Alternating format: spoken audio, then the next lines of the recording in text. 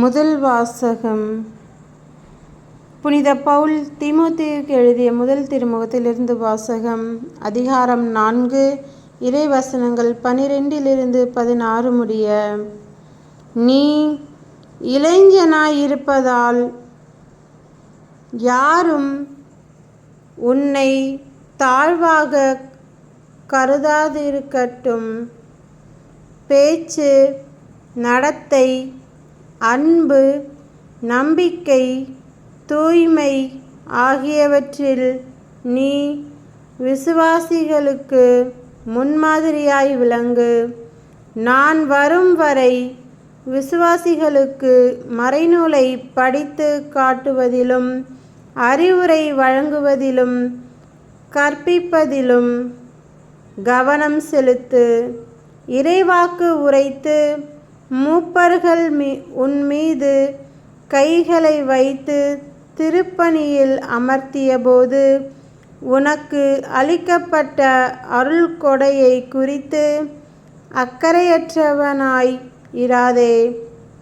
இவை எல்லாவற்றிலும் கவனம் செலுத்து. இவைகளிலேயே ஈடுபட்டிரு. அப்பொழுது நீ அடைந்துள்ள வளர்ச்சி எல்லாருக்கும் தெளிவாகும். உன்னை பற்றியும் உன் போதனையை பற்றியும் கருத்தாயிரு. அவைகளில் நிலைத்திரு. இவ்வாறு செய்தால் நீயும் மீட்படைவாய். உனக்கு செவிசாய்ப்போரும் மீட்படைவர். ஆண்டவரின் அருள்வாக்கு.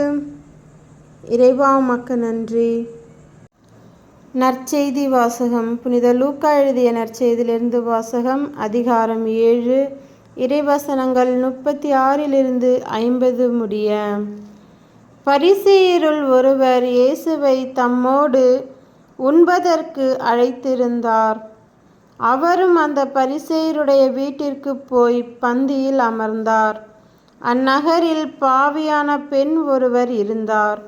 இயேசு பரிசேயருடைய வீட்டில் உணவு அருந்தப் போகிறார் என்பது அவருக்கு தெரிய வந்தது. உடனே அவர் நறுமண தைலம் கொண்ட படிகச் சிமிழை கொண்டு வந்தார்.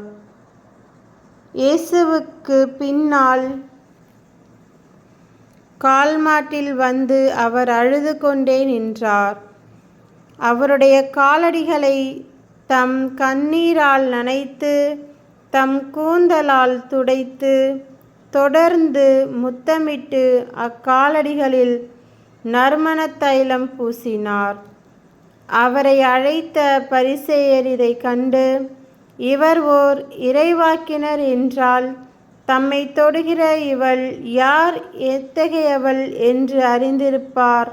இவள் பாவியாயிற்றே என்று தமக்குள்ளே சொல்லிக் கொண்டார். இயேசு அவரை பார்த்து, சீமோனே, நான் உனக்கு ஒன்று சொல்ல வேண்டும் என்றார். அதற்கு அவர், போதகரே, சொல்லும் என்றார்.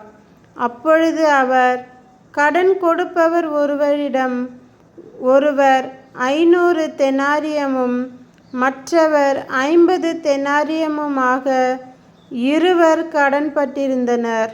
கடனை தீர்க்க அவர்களால் முடியாமற் போகவே இருவர் கடனையும் அவர் தள்ளுபடி செய்துவிட்டார்.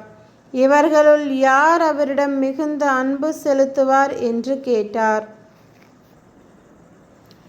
சீமோன் மறுமொழியாக, அதிக கடனை யாருக்கு தள்ளுபடி செய்தாரோ அவரே என நினைக்கிறேன் என்றார். இயேசு அவரிடம், நீர் சொன்னது சரியே என்றார். பின்பு அப்பெண்ணின் பக்கம் அவர் திரும்பி சீமோனிடம், இவரை பார்த்தீரா? நான் உம்முடைய வீட்டிற்குள் வந்தபோது நீர் என் காலடிகளை கழுவ தண்ணீர் தரவில்லை.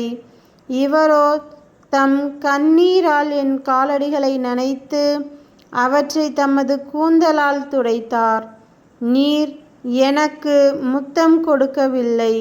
இவரோ நான் உள்ளே வந்த முதல் என் காலடிகளை ஓயாமல் முத்தமிட்டு கொண்டே இருக்கிறார்.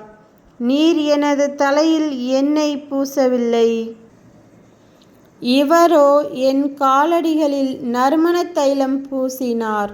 ஆகவே நான் உமக்கு சொல்கிறேன், இவர் செய்த பல பாவங்கள் மன்னிக்கப்பட்டன, ஏனெனில் இவர் மிகுதியாக அன்பு கூர்ந்தார். குறைவாக மன்னிப்பு பெறுவோர் குறைவாக அன்பு செலுத்துவோர் ஆவர் என்றார். பின்பு அப்பெண்ணை பார்த்து, உம் பாவங்கள் மன்னிக்கப்பட்டன என்றார். பாவங்களையும் மன்னிக்கும் இவர் யார் என்று அவரோடு பந்தியில் அமர்ந்திருந்தவர்கள் தங்களுக்குள் சொல்லிக் கொண்டார்கள்.